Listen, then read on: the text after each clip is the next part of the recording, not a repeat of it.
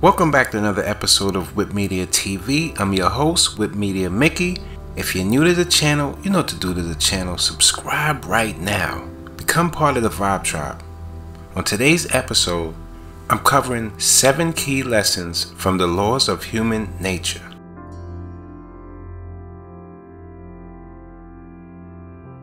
Lesson number 1. Accept people as they are. Nothing hurts like interacting with another fellow human. We're the best when it comes down to traumatizing others. Not only, but we're also continually judging people and wishing they'll become something they're not. Changing others is everyone's fetish. We want people to think and act in a certain way. A lot of times, wanting to adjust their behavior so it can be directly beneficial for us. To our disappointment, this is not possible, or to be 100% correct. Not something that will have a long-lasting effect. See, you can threaten your child with a punishment to make him comply with your direct order, but this won't make the young troublemaker obedient in the future. He'll only learn how to better cover up his deeds. Everyone is different, and if we continuously get upset and frustrated when people are not following our advice, we'll soon become mentally unstable. Work with what you got. Don't try to change people. Rather try to understand them, to see what are their true motives. Listen to what they have to say and observe their behavior. Ask questions and focus on what they have to say without mentioning your desires. People love to talk about themselves, so it won't be hard to gather as much information as possible. After that, use the acquired details and analyze. This way, you'll build your own case for a specific person and you'll know what buttons to press in order to point his act towards where you want in the future. Lesson number 2. Play a role. Don't think that only Hollywood superstars get a chance to be someone they're not. The world is like a big theater and we're all involved in this play. See, from a very early age, we learn how to get where we want from our parents by putting in a certain look. Later, we understand that we need to present best possible front to the world if we want to get along with others. This includes repressing our true feelings towards specific people. To our disappointment, life is less real than ever. We live in a society that promotes teamwork and kindness. We're all about human rights and world peace, yet we all have strong negative emotions towards specific people and even towards certain institutions. And since society will reject us if we show our true ugly feelings publicly, we cover them with smiles and kind words.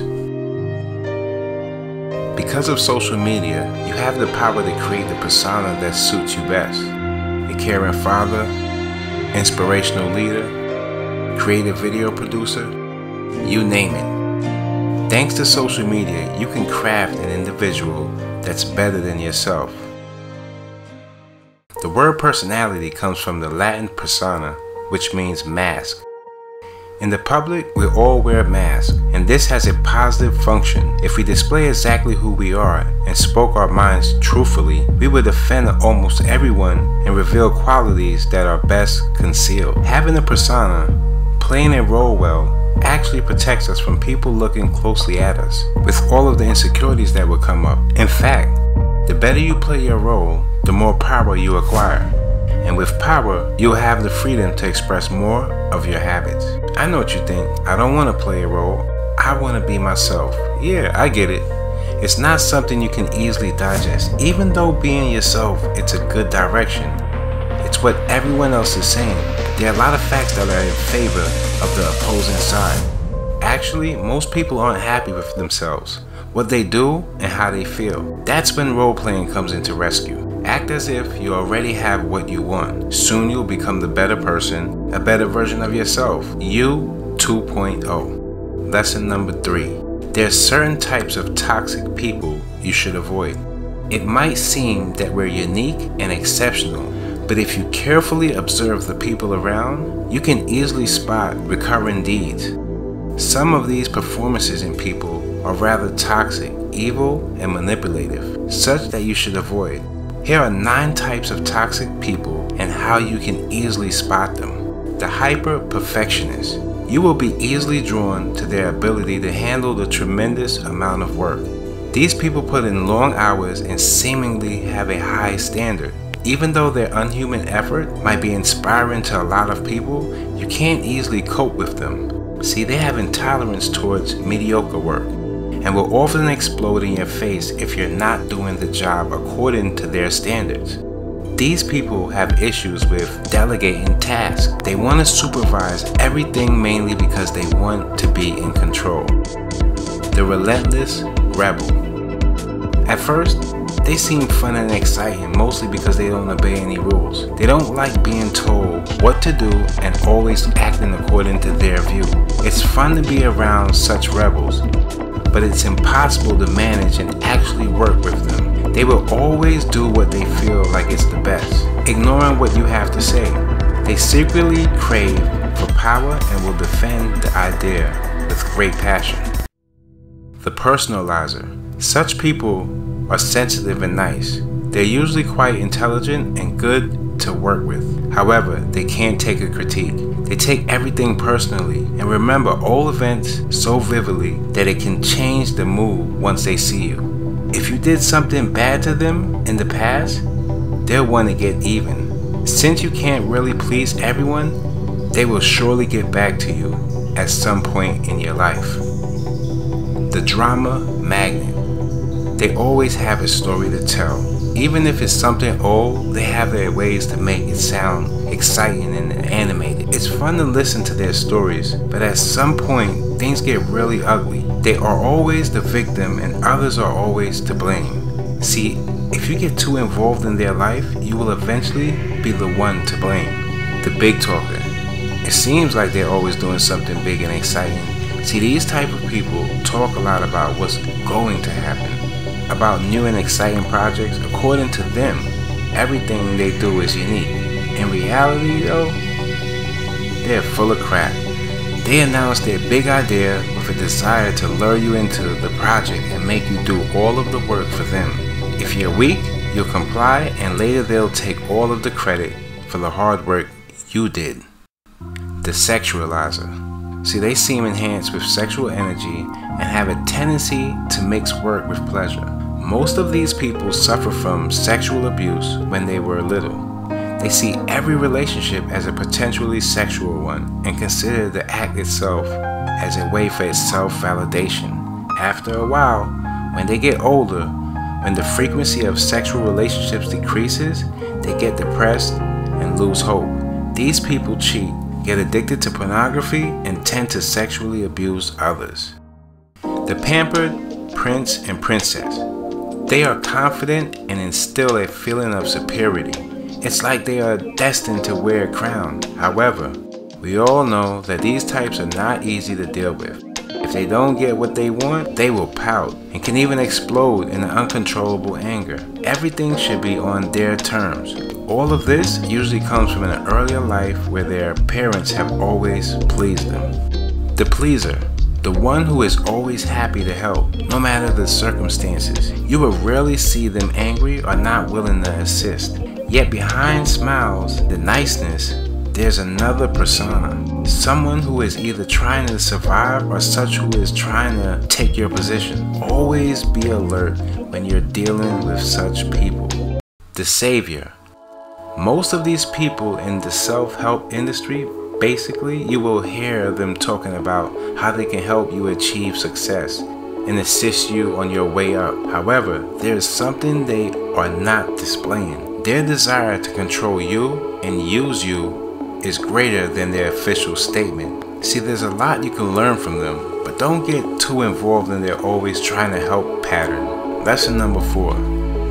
Don't constantly wait for something better.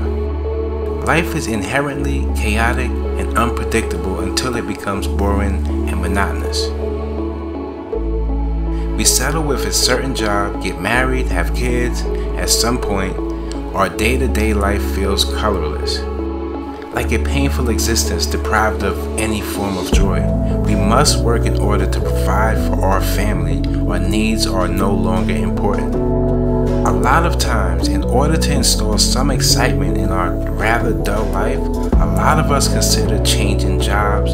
Others go a step further and decide that their partner is just a life vibe sucker. sucking the vibe out of your whole life, who shouldn't be entitled to sit with them at the same table, and they ask for a divorce. On some occasions, the above two actions are required, but in most the cases, we're simply fantasizing, desperate in our desire for something new to happen. We engage in a drama-type situation worthy of a soap opera. Our chronic displeasure prompts us to act stupid, quitting a job, leaving someone who loves us, abandoning our home. As mentioned, sometimes the above things should be pursued, but generally our mind simply wants entertainment. A new job will require learning new skills and acquiring new contracts. In essence, this might be good, but it can also waste a lot of your precious time. The same applies when considering another partner. At first, the new relationship will feel exciting. You'll cuddle and have sex all the time, but as time goes by, you might see flaws in a new person that you can't tolerate. Running after the latest trends won't lead to anything productive. Life will get boring at some point, whether we like it or not. It's best to focus on strengthening your relationship with the people around you than seeking for creating other shallow ones. The same applies to our work. It's usually better to focus on being the best at what you're doing now than involving yourself in new industries you know nothing about. Lesson number 5. Resist the downward pull of the group. When among others, we behave differently. We often forget our principles and desires, and we start to imitate what others are saying and doing, slowly losing a sense of our uniqueness and the ability to think for ourselves. Our only concern is to fit in, to feel that we are part of a group. That's why we experience different emotions when we are surrounded by others. Even though group thinking has its positives, it surely has nasty side effects when you're surrounded by others. We act irrationally. We do things we don't normally do because everyone else is doing them. Eventually, this personality, hungry for social approval, can come to dominate who we are and eventually do a lot of stupid things. Drink ounces of alcohol and probably other things not so legal. All of a sudden our thinking stops and we naturally look for some type of authority to show us the way. However, often the authority is someone who thinks only of himself. Lesson number 6. Society needs true figures of authority. See, it's common these days to sit in silence and crave for more me time. Thanks to technology, social media, and all of the cool gadgets available, people have become more self-absorbed. That's why we need more genuine leaders to unite people and to inspire them towards doing meaningful things. Lesson number 7. We're emotional creatures with a tendency to slack off. The reason we cheat, steal, lie is the same exact reason we get angry at our spouse when we are standing on top of the toilet seat and we acknowledge that there is no paper. Emotions.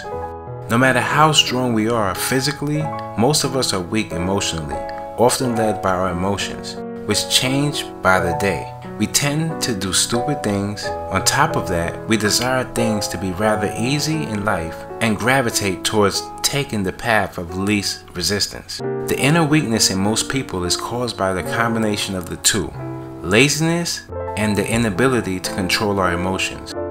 If this pattern is present for some time, we'll become vulnerable and each event will cause us pain, weakening and persona. And weak people don't have the stomach for protracted battles, don't possess the ability to continue hustling despite the initial setbacks. See, they want the money and pleasures, but don't want to do the work involved in the process. If you become such a person, you're in a great danger because you won't be able to overcome all of the troubles involved in the overall process of living. The required hard work, the ability to resist temporary pleasures for greater such that will come in the future, you'll probably get addicted to something that will slowly destroy your life. The solution? Persistence. Become relentless in your desire to be better. Train your body and your mind to endure pain. Almost nothing in the world can resist persistent human energy.